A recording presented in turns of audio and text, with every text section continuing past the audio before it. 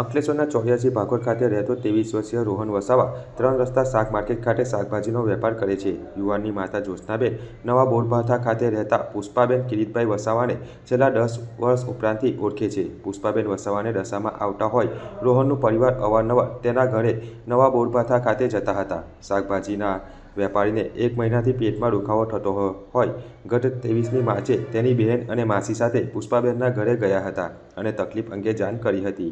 ત્યારે આ મહિલાએ મંદિરે પગે લાગી બીજા દિવસે આવવા કહ્યું હતું.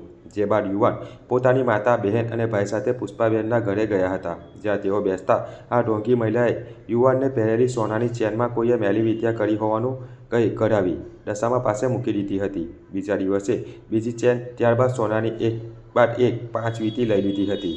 એટલું જ નહીં, નીલમ ફર્નિચરમાંથી ₹15,000નો બેડ બજાજ ફાઇનાન્સ કાર્ડ ઉપર લઈ લીધો હતો. રોકડા ₹20,000 પણ વીંટીના નામે વિશ્વાસમાં લઈ પડાવી લીધા હતા.